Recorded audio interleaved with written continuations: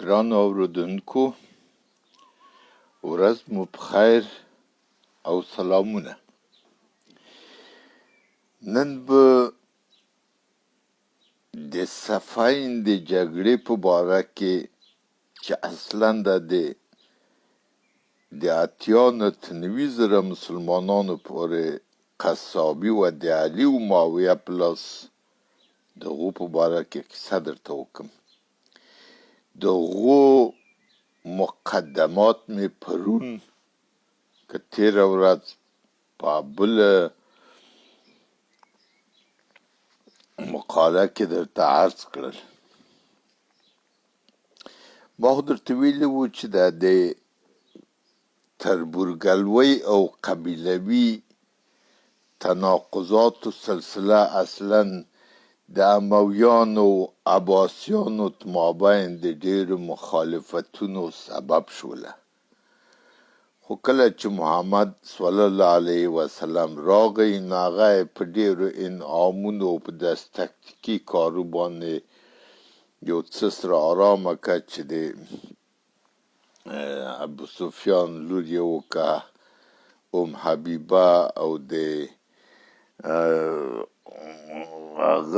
هغه عمه یې وکړه، د بل سپه سالار عمه یې وکړه چې په دې واسطه باندې یو څه د خصومت کم کړي. خو په هر صورت د امویانو سلسله چې وه د ابوبکر په وخت کې ډیر قدرت پیدا کړي. علت یې دا نه و چې ابوبکر قدرت ورکړی، علت یې دا و چې خپله امویان زحمتکشه خلک وو، هوښیاره خلک وو، ځیرک خلک وو او د کار خلک وو.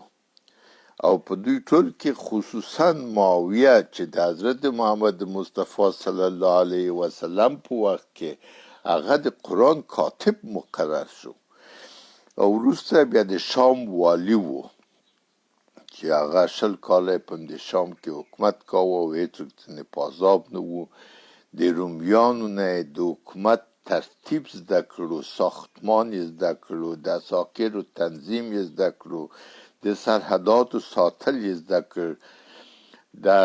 تحریري سلسله یې مابین ته راوړله. خو ډېر شیان یې وکړل چې هغه اصلا اصلي سیاستمدار شولو.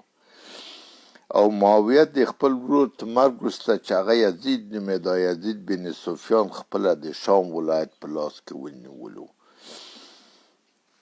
نو دلته د عثمان تر مرګ وروسته چې بیا مې د جمل د جنګ کیسه درته وکړله، تر هغو وروسته علي ابن ابي طالب په خپله ځان خلیفه وبللو، لکن ډېر اشتباهات ځینې وشول ځکه علي ښه سیاستمدار نه و، دومره هوښیار سړی نه و او په ډېرو شیانو باندې سر نه خلاصېده. نو په هغو وخت کې وینې د هغه خو نه و داسې اجتماعي وسایل او مسایل لکه موږ چې نن لرو چې مثلا فرض یې که مسنجر دی، فیسبوک دی او یوټیوب دی او دا شیان باندې چې په یوه ساعت کې ټوله دنیا خبر شه. شیان خو نه و. بیا دوی شاعران درلود او د شاعرانو ډېر قدرت درلود، ښه او بد شعرونه یې ویله چې د هغو په واسطه به خلک خبرېدل. نو ولید بن عقبه چې د امویانو د خوا و،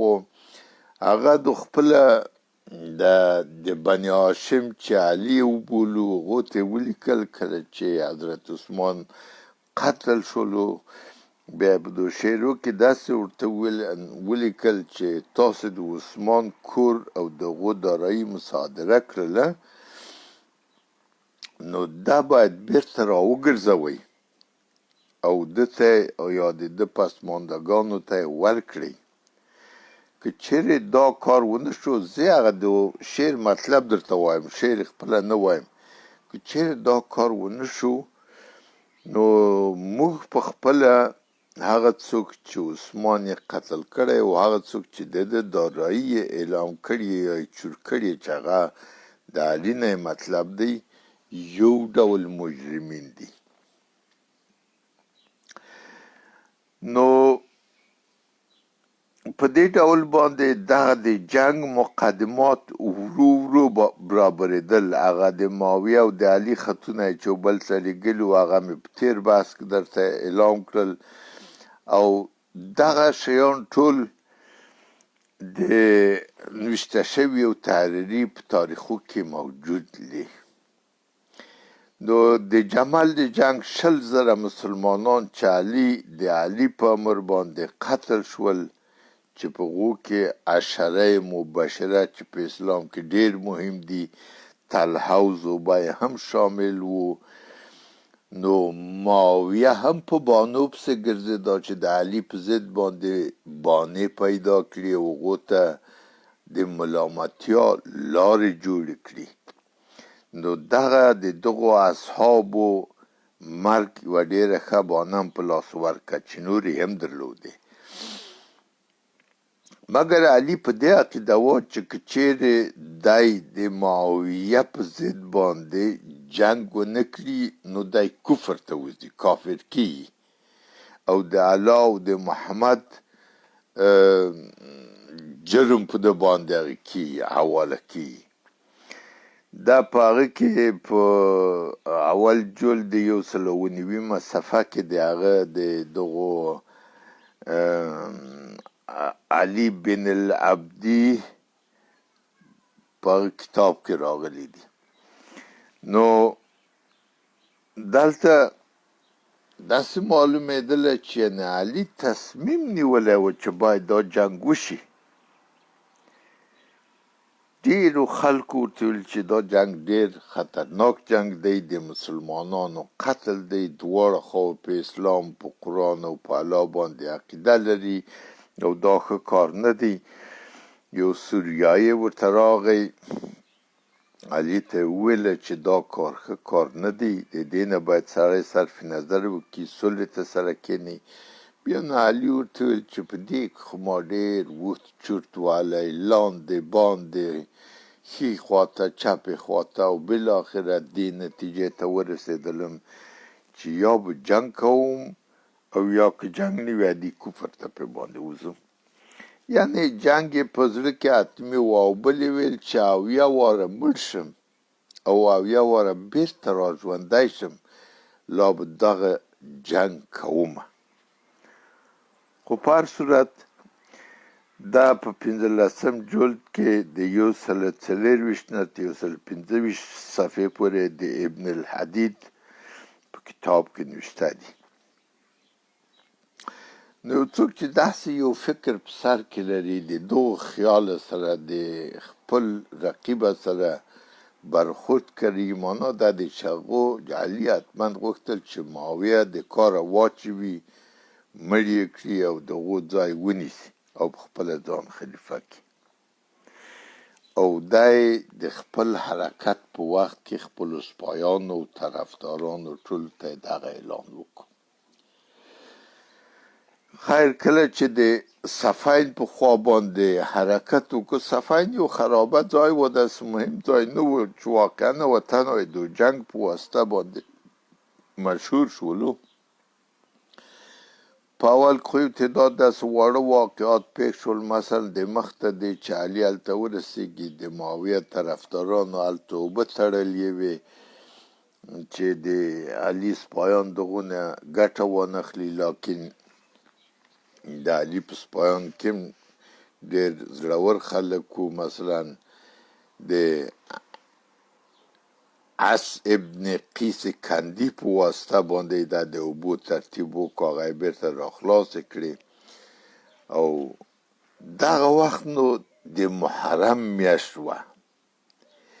دا د اسلام کارونه، د غلې، کاروان وهنې، قتلونه، ترور او ټول فجایع د محرم په میاشت کې شوي. که څه هم دی ټولو مسلمانانو ته وایي چې په دغو میاشت کې به هیڅ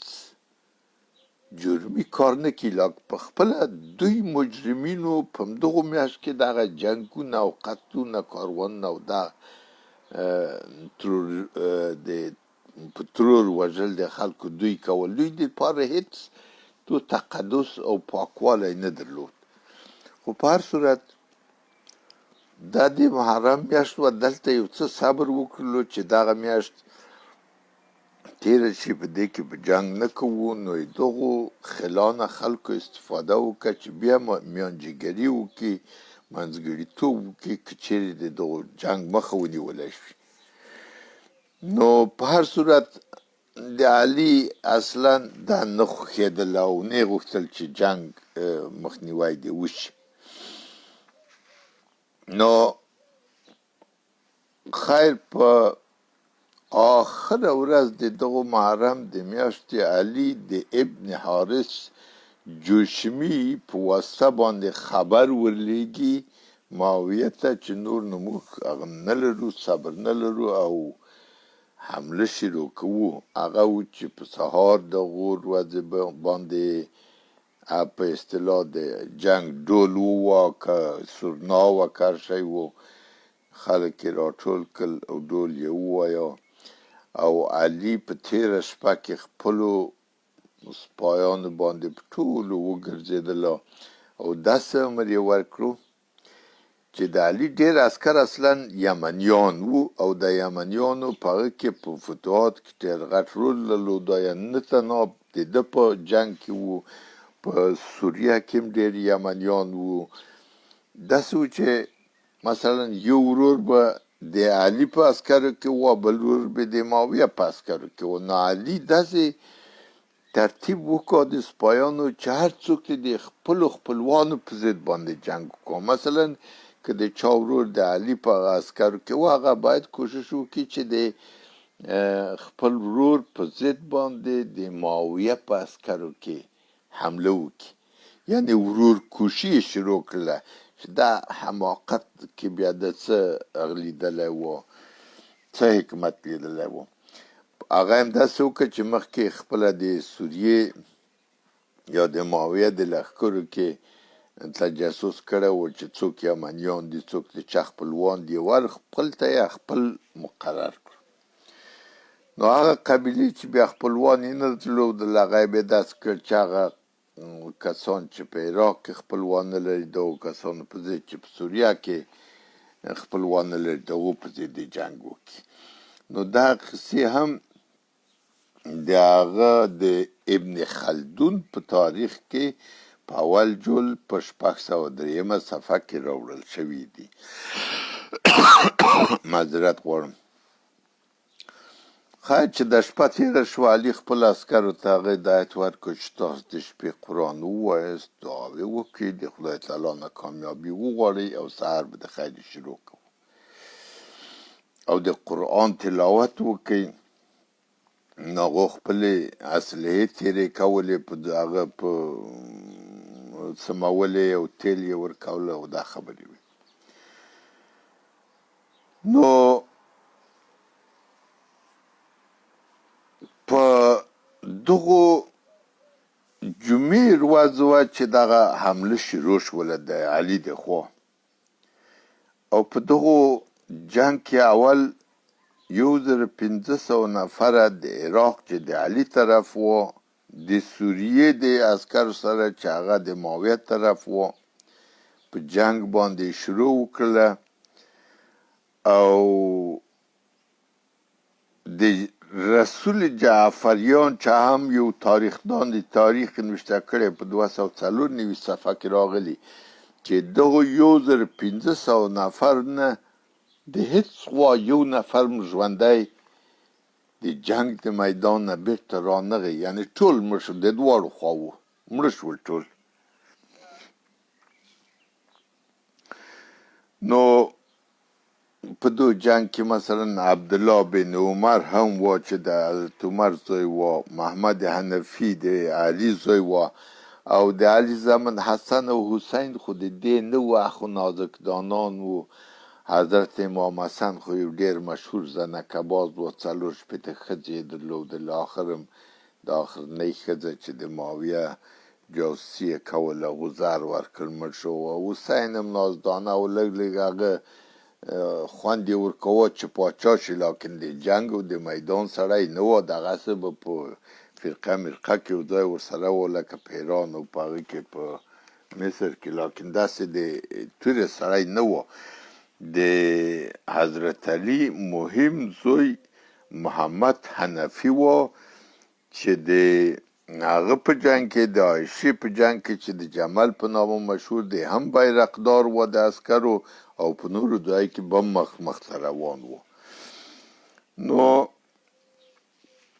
دغه دوی قبیل دا چې هغه دا چې سره جنگ تود شو او په دوهمه او درېیمه ورځ باندې ډېر قتل وشو، ډېر قتال وشو. نو دلته یو سړی دی د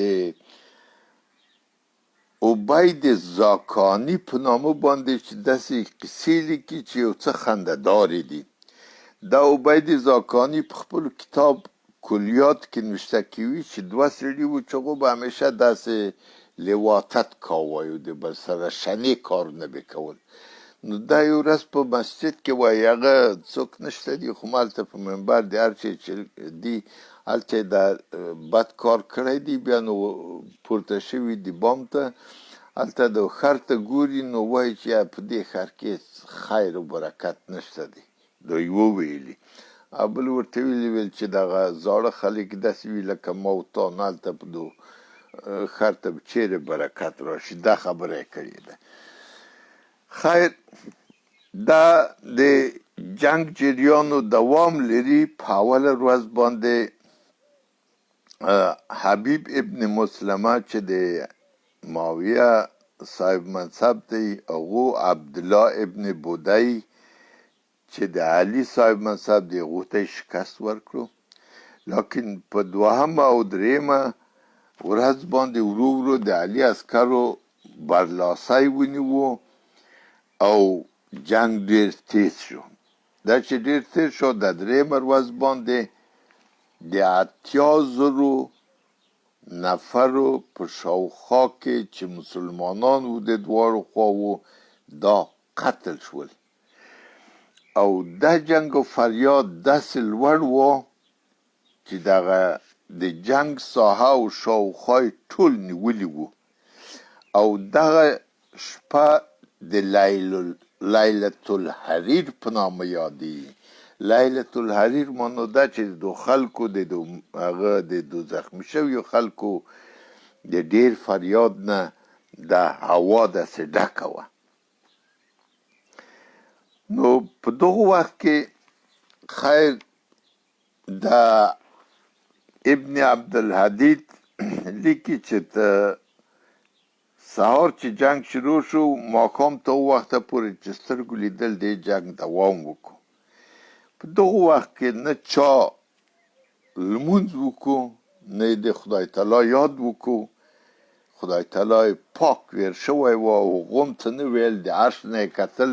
د وینې چې تویېدلې دا یې هم لیدلې او لمونځ هیچا ونه کړو، نه یوې خوا او نه بلې خوا. دا په درېیم جلد کې په 198 صفحه کې دغو ابن الحدید نوشته کړي دي. نو خیر داسې د زاړه خلک راغلل جنگ ته، داسې زاړه خلک راغلل، فریاد یې وکړو، چیغې وکړې چې او خلکو تاسو خو دومره حرمت وکړئ چې دغه نارینه چې مړه کېږي د دو ښځې او واړه به څوک د دو غم به څوک خوري او دا چاته پاتې کېږي؟ آیا فکر مو کړی دی او که نه مو دی کړی؟ او دا د دې مشرم اشعب بن قیس و چې د کندید قبیلې نه و. نو دو هم د یوه طرفه او د بله طرفه د معاویه عسکرو د عمرو عاص په مشوره باندې قرآنونو ټول په نیزه کې څوخ کړل او پورته یې کړل چې د علي عسکرو هم دا ولیدل. نو د علي په عسکرو کې اختلاف راغی. اختلاف دې ډول راغی چې یو تعداد عساکرو ویل چې تا خو ویل چې دا خلک کافر دي، دا باید د مابین یوړل شي، د دې سره باید جنگ وشي. اوس نو دا قرآن نه چې په نیزې پورته شوي نو د دو سره به اوس څه کوو د قرآن سره څنګه وکړو په دې کې 100,000 نفره مسلح چې زیرې یې اغوستې وې او ډېر په اصطلاح مؤمنان خلک وو درال علي ته وویل مشر یم زید ابن حسین نومېده مصر ابن فدکی نومېده دو ورته ویلې چې هغه دي چې باید حکمیت وشي د قرآن او د سنت په اساس باندې په هغه وخت کې موږ شکیان وو چې دا جنگ د مسلمانانو جنگ دی په دې کې د مسلمانانو قتل دخ نه دی دا باید ومنې او که چیرې نه منې نو بیا به موږ تا د عثمان په رقم دغسې ولیږو یعنې مړ به دې کړو نو دا داسې خلک وو چې بیا په وروستیو وختو کې بیا خوارج ځینې جوړ شول نو خیر دلته چې هغه شو نو دا 100,000 نفره اوس درېیمه برخه د علي د ټولې قوې ده ځکه یو مورخین وایي چې 100,000 نفره یې د هغه ته رالېږلي وو جنګ ته چې دغونه نه پوهېږم چې 1,000 که 40,000 د هغو د جملې نه مړه شول خو جمعاً 80,000 پورې مړه شوي خو 40,000 یا 50,000 د ده مړه شوي وي یا نور د معاویه د خوا مړه شول نو ډېر څه نه و ورته په هلته خو دا درېیمه حصه د ده د قوې وه نو په دو کې مثلا ډېر مشهور خلک هم وو چې داسې نمونه راځي لکه حسین عطایي خالد ابن محمد او داسې نور او دلته په دې کې بیا هغه د مخالفت یو تعداد وایي چې نو کافر دي خو باید چې جنګ ورسره بل وکړو بل تعداد وایي چې نه باید جنګ ونه کړو د قرآن چې په نیزه یې پورته کړی دو په مقابل کې څنګه اقدام وکړو خو په هر صورت دغه مخالفینو تعداد چې جنگ باید بس کو او هغه وکړو منځګړیتوب ومنو د دو تعداد زیات دی دلته نو اوس علي مجبور دی چې دا ومني ځکه دا خپل اختیار نه لري ما پخوا ویلي وو چې دلته د ده ته نامه لاندې ډېر منافق خلک وو چې اصلا جنګ یې غوښته هغه د جمل جنگ یې هم جوړ کړو مثلا مالک اشتر په نامه باندې چې یو سړی و هغو د جنگ شروع کړو په هغه کې کوفه کې په وخت کې نو خیر علي وویل چې زه دا جنګ منم اوس نو دلته خلک وایي چې نو یو وار دې ویل چې دا کفار دي اوس بیا ته د هغو سره متارکه منې جنګ ورسره بس کوي دا نو څنګه کیي نو علي ته خبر راغی چې مالک اشتر همغه سړی دی چې د په قواو کې یو ډېر مهم رول لري وایي چې هغه یې نه قبلوي هغه د میانجیګري نو علي وایي چې وایي ما قبوله کړې نو دی به هم قبوله کړي بله چاره نه لري نو یو سړی دی خبرنګار د جنگ دی چې نظیر نومیږي هغه بیا ورته وایي چې هغه د مالک اشتر نه قبلوي نو دی وایي قبول بکړي خیر زه راضي یم دی به قبول کړي نو دغه مالک اشتر یو ګروپ لري چې مثلا خپله دی عقید بن حبله عمرو بن خزائی عمرو بن عمیق خزائی او یو څو نور نفره دي دغه عمرو بن عمیق خزائی هغه څوک دی چې په خپله یې ویل چې د عثمان په قتل کې 3 واره د الله په نامه کړي او 6 واره یې په خپله پیکه کړي دي او هغه یې وژلی دی نو اوس که سوله راشي دا خلک خو باید هغه ته تسلیم شي یعنې عدالت ته تسلیم شي یا یې معاویه ته ورکړي بله چاره نه لري نو دا یې نه مني خو خیر دا 80,000 یا 90,000 مسلمانان چې قتل شول په قتل ورسېدل او فریاد یې وځي او نور خلک رال چې د جنگ بس کوي نو خیر دلته هغه را درومي وایي چې دا دلیل د جنگ اصلا نو څه شی و څه دپاره مو جنګ وکړو چې په هغه وخت کې ویل چې دا کافر دي، اوس بیا ته د دوی په ضد باندې جنګ کې، اوس بیا هغه ورسره کړي دا میانجیګري ورسره کړي. خو خیر، نو دلته چې هغه دی چې سړی فکر وکړي دا د کابل جنگ چې د حکمتیار، مسعود، عطا، دوستم، ربانی، اسماعیل، سیاف، زایر د دو خلکو په نامه چې د اسلام په نامه جنگ کاوه، آیا دغه د صفین جنگ هغو ته یو څه ورنږدې دی او که نه دی؟ او یوازې په افشار کې 15,000 نفر د مسعود او د ده د طرفدارانو لخوا ووژل شول،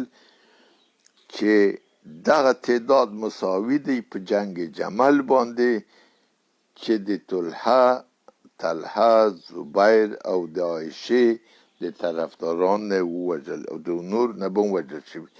او 80,000 نفر په کابل کې قتل شول، چې دا همدغه د اسلام او د قرآن په نامه باندې بېګناه مسلمانان قتل کړل. نو دا یو میتود دی، دا اصلا د اسلام لاره ده، دا تصادف نه دی. خو خیر، دلته د یو اهل تشیع نوشته ده چې کتاب یې نوشته کړی دی په اول جلد کې 226 صفحه ده. دا د شیخ مفید چې ډېر مهم شیخ دی، د ارشاد کتاب کې راغلی دی، چې هغه وایي چې د ما قصد هغه دی لکه دغو حوازني سړي چې ویلي وو، نوم یې نه دی اخیستی، لاکن هغه سړی بورید ابن سومه نومیږي، چې یو شعر یې ویلی و چې د علي حالت یې داسې بیان کړی چې که چیرې خلک ګمراه شوه زه ګمراه یم،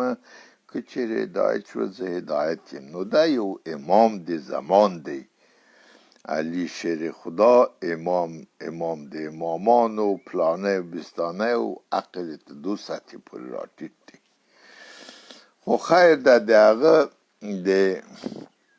میانجیګرۍ حکم قبول شو. اوس نو دلته باید د دې دپاره 2 نفر یا 3 نفر یا هر څو چې وي وټاکل شي چې دغه میانجیګري وکړي. د معاویه له طرفه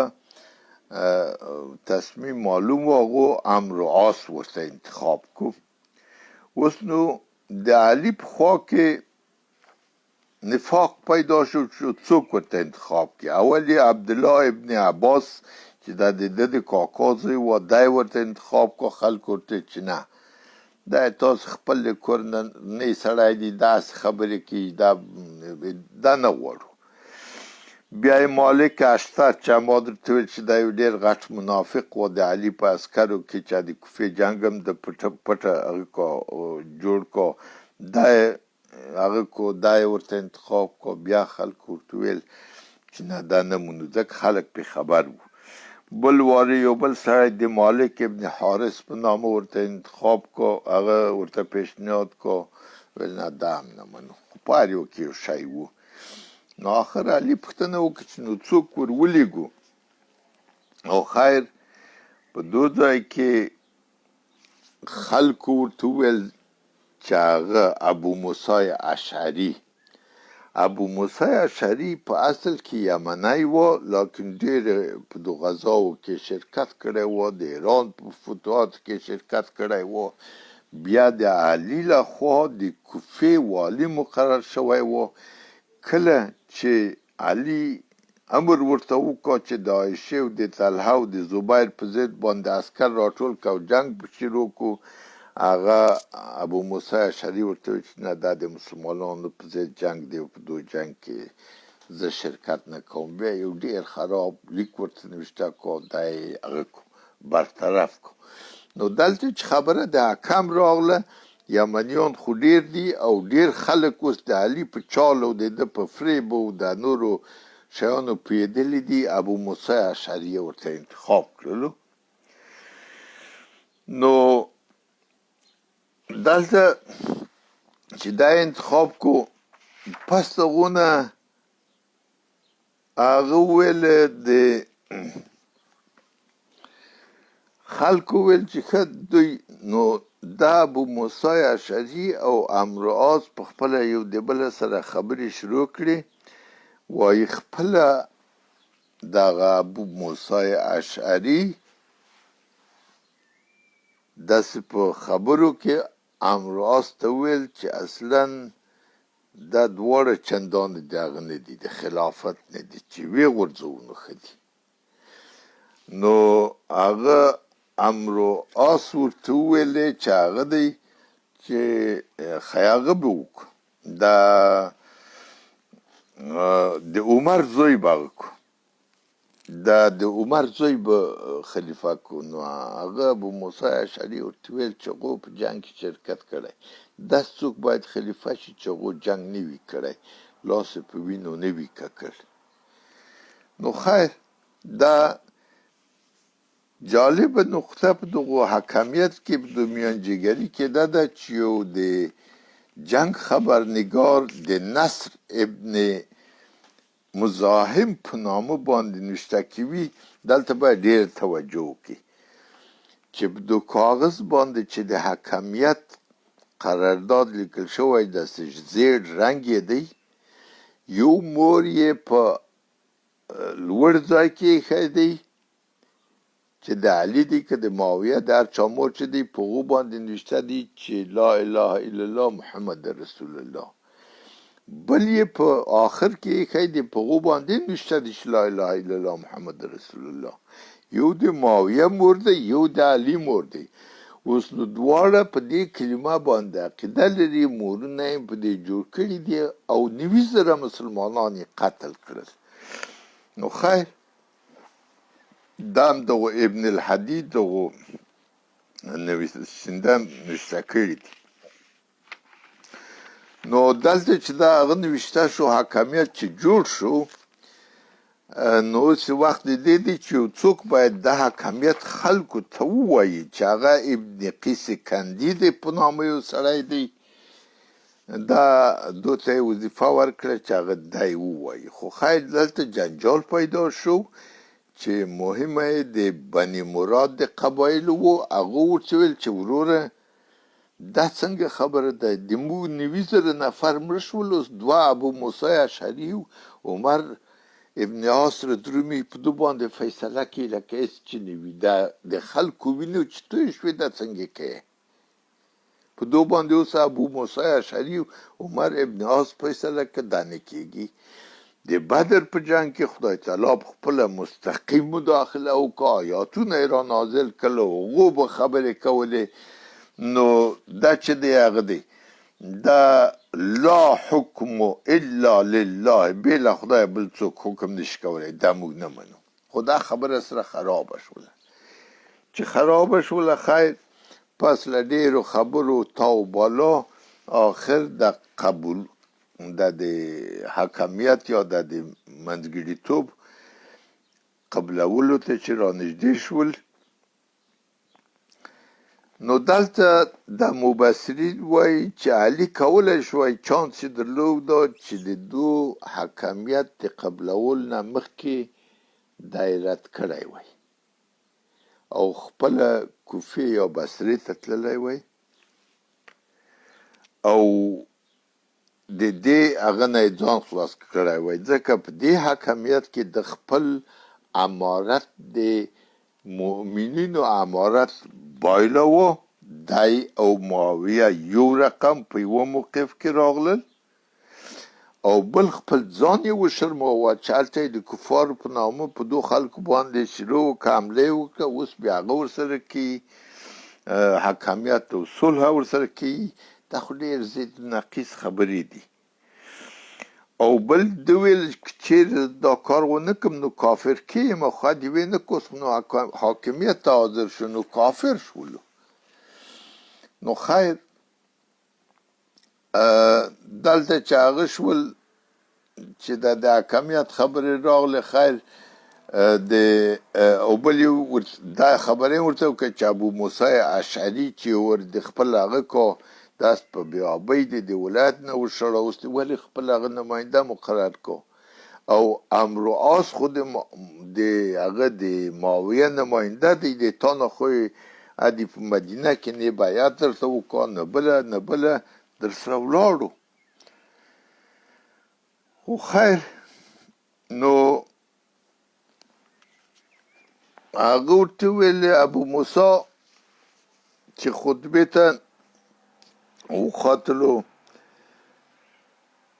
یو سړي ورته ویل د مخته دی چې دا خطبه دا محتوی څوک وایي د احمد په نامه ورغی علي ته ویل چې ګوره پام کوه د ابو موسی اشعري امرو آس ته ویلي دي چې تا د خلافت نه هغه کړي برطرفه کړي نو وای علي ورته ویل چې خدای حاضر و ناظر دی دی مې نشي برطرف کولی وبګورو نو هغه و چې ابو موسی اشعري او امرو آس دا کمیت خطبه چې ویله هغه علي برطرفه کو علي چې برطرفه کو نو دای خو مجبور و چې دا اوس ومني نو که څه دا اوس د معاویه د خلیفت خطبه نه و چې دی وویله لکن علي د علي مقام برطرفه کو نور نه امیر المؤمنین نه دی او دلته امرو آس چې دی هغه خو یو ډېر پوخ سیاستمدار و ډېر ستر سپه سالار و هغه په دو خبرو ښه پوهېده او هغه خبر و چې د علي په عسکرو کې ډېر غټ درز راغلی دی او دا به هغه نشي دا بیا د جنګو منګونه لوی دی دی نه دی نه هغه دی چې علي چې هغه کو عزل یې کا یعنی معزول یې کا یعنی برطرف یې کا بیا ابن علي په خطبو کې ویل کله به چې لمونځ کوه لمونځ چې خلاص شو بیا په دغو په لمانځه په آخر کې په ابو موسی اشعري په امرو آس په معاویه دغو په اولادو په کورنۍ په دو ټولو به لعنت وایه او د خدای نه به خواهش کوو چې په دو باندې لعنت وکړي کله چې معاویه په دې خبر شو هغو بیا خپله په علي په حسن په حسین په عباس او نوره داردسته چې د دی و دغه به ویل نو اوس چې د مسلمانان ډېره دعوه کوي چې دا هغه به توهین به نه کوو نو دا توهین خو دغه وخت را شروع شوی دی چې جنگ یې کوه سر به قتل کو چې جنگ یې نه کو بیا به توهین کوه چې نور به څه نه و خدای تعالی ته به لاس پورته کړ هغه دی لعنت په باندې وکړه نو کله چې د معاویه په سلسله کې مروان ابن حکم د خلیفه پایس راغی هغه به التلوج په خطبه کې د خطبې په ځای باندې به ناست و په علي د ده په ټول خاندان باندې به لعنت وایه حسن او حسین به د لاندې ورته ناست و په مسجد کې نو دا د عمر ابن عبدالعزیز ته وخته پورې دغه رقم دوام پیدا کړ ابو موسی اشعري ولاړ مکې ته بیا یې علي ته خط نوشته کو چې څوک چې لیاقت یې شي ونه لري او ګناهګار وي د هغو ملګري باید هېڅوک ونه کړي نو علي ولاړه بیرته کوفې ته او هلته یې یو سړي د عبدالرحمن بن نافع په نامه باندې پوښتنه ځنې وکړه چې ولې د دومره قتل ولې جنګ ولې د دومره رسوایي د څه دپاره نو علي وایي جواب ورکړه چې دا اصلا د معاویه مسؤلیت دی نو دا خو داسې نه کیږي چې 80,000 نفر وینه ته تویې کړې او په دغه رقم باندې بیا خلکو ته جواب ورکوي نو ورو ورو په کوفه کې چندان هغه نه و د خوند یې نه و